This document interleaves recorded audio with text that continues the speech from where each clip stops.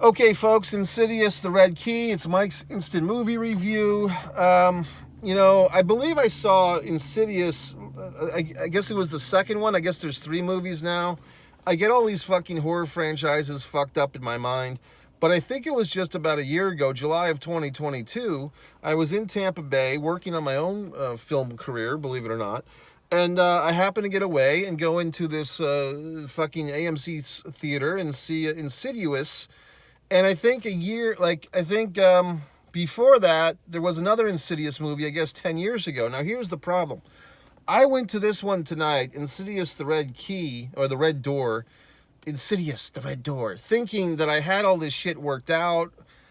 I don't think I did, as far as the previous movies, because I was really kind of like, oh shit, this is the guy, this fucking whatever the fuck, Patrick Wilson.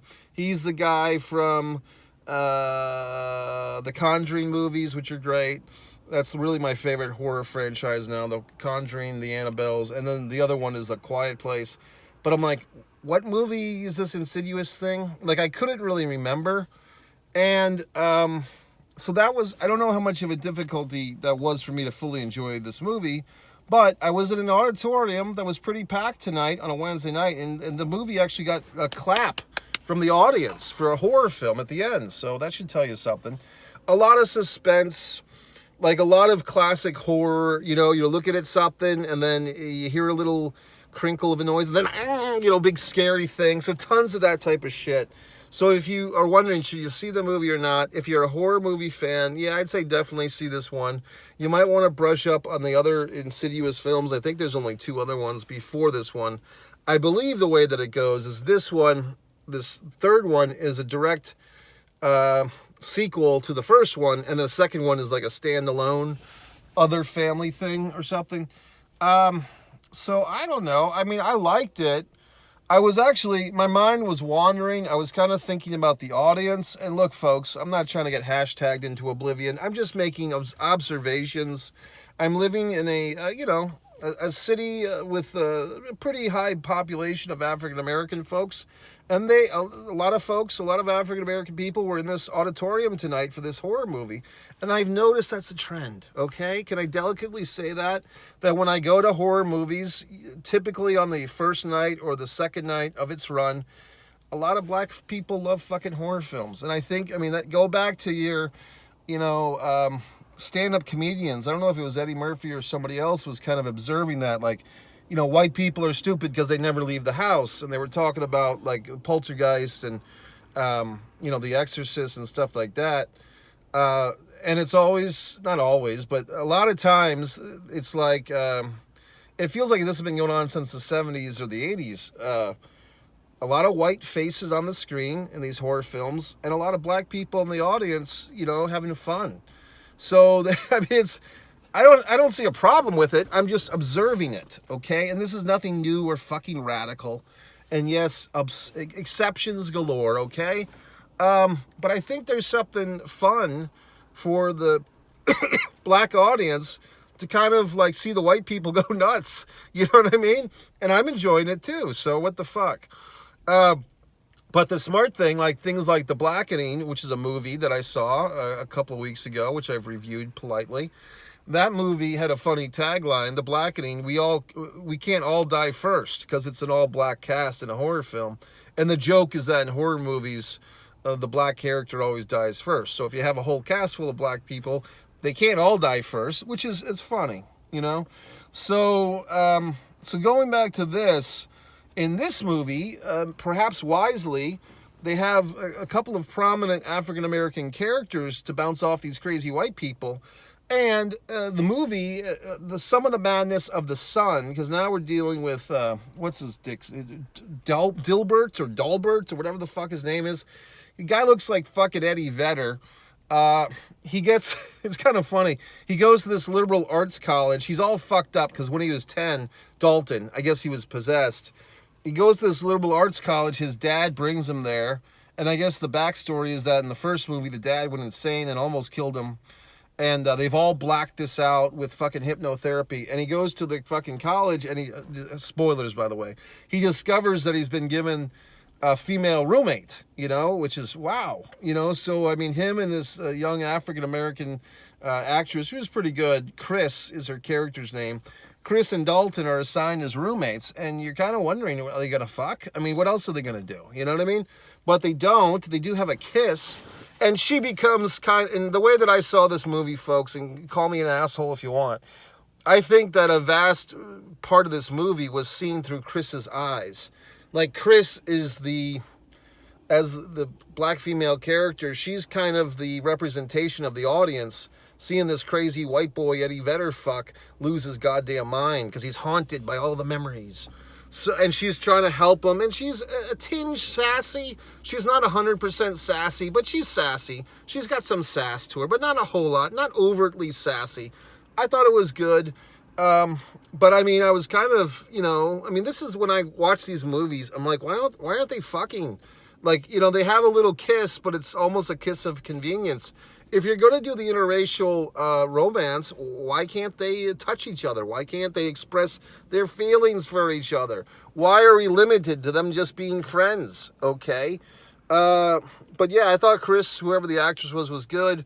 The Dalton guy, Eddie Vedder, I thought, like, this is another thing that kind of tripped me up a little bit. When we first meet Chris, or the first night the night that she's spending in the room with Dalton, she's wearing a TLC t-shirt, Left Eye Lopez, T-Boz, and who was the third one? Chili, okay? And she's wearing the fucking classic TLC shirt where they're all fucking jumping around with the fucking condoms for their eyes and everything. And the album cover, oh crazy sexy cool type of deal.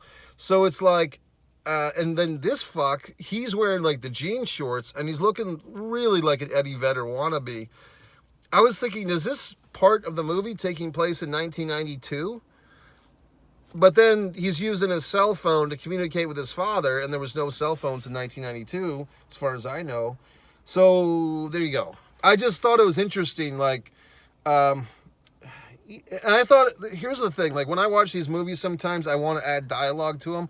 So I thought it might be a nice line when Chris, the black female girl in this movie, is with Dalton. If she had said something, like when they were kind of first meeting each other, she's like, if she had said something to him, because she's very kind of forward and stuff, if she had said something to him like, hey, you can help me get through my white boy phase, that would have gotten such a goddamn pop from the audience that I was, at least the one that I was with, and probably with all audiences. Like, if she kind of said that, like, hey, we're probably going to fuck, whether it's in the movie or not, but, it's like, you can help me get through my white boy phase. I think we'd all have a laugh. We'd all have a goddamn chuckle. But for whatever the fuck reason, they're not hiring me to write these goddamn scripts or to rewrite them or revise them or contribute. So I just have to sit here in my car like a fucking asshole and give you a Monday morning quarterback fucking movie review. So anyway, I thought that's a fucking good line. You can help me get through my white boy phase. I'll stop saying it now. But I just thought, like, they should have, in my fucking opinion, they should have upped the ante on the romance of these two characters. To give the stakes, as they say, raise the stakes. All these fucking screenwriting books, McKee, all these fucks, raise the stakes. If the characters are cousins, make them brothers. If they're brothers, make them twins. If they're twins, making them Siamese twins. Raise the stakes. So if they're friends, Dalton and Chris, why can't they be lovers? That way, fucking Chris would really go out of her way to help this fuck if she's getting boned by him in college and she's going through her aforementioned white boy phase. It would just make the movie more powerful and get a standing ovation from the audience instead of just a clap. That being said, this was a crowd pleaser of a film. There's enough classic horror, suspense, the sound cuts, the sound effects, a lot of smoke in this movie. They kind of relied on that, maybe a tinge too much, like, oh, we're going to have a dream state. Break out the fog machine. Okay, now we know we're in a dream state. Another one of these fucking movies I just saw Talk to Me a few days ago, which I did a nice review on. But a lot of these horror films, they kind of stick to the same type of story, like, oh, I'm trapped in my nightmare and you're trapped in your nightmare and I can help you get out of yours, but I might get trapped in mine and I'm the sacrifice because I'm your dad. Like all that fucking horse shit. So a lot of these movies are very similar to each other. I mean, if you want to see some real goddamn movies that aren't similar to these fucking things, go over to One Man and a Camera Films, watch The Impeccable, watch Disregard the Vampire, a Mike Messier documentary, and award-winning My Films, watch Blood Sugar Sedace, and you'll see some things that aren't the Hollywood fucking, stamp and approve factory of films. But for what it was, I enjoyed this film. Am I gonna fucking run back and oh my god, I gotta watch Insidious 1 and 2 to figure out what the fuck's going on? No, because I'm gonna move on to something else. I'm gonna watch some UFC or some whatever the fuck. Still trying to figure out this ESPN2 UFC fucking apps. If you don't watch the goddamn Fight Night Live, you can't watch it for 2 fucking weeks? So I kind of miss the days of VCRs and DVD recorders, to be quite honest with you. Why would I lie? Because those days you could actually watch things when you want to watch them. So with all this fucking technology, what the fuck? So that's it, folks. I'm going to probably... this fucking banana's been sitting in my car. I just touched it. It's mushy. It's possessed. It's a possessed banana. Okay, folks, so that's it. Mike Messier. Subscribe to all my channels. Read all my books. Write all my books. Read them that I've written for you. A Distance from Avalon. Fight or Play Basketball. It's a hot summer night. Do everything I say. Bye.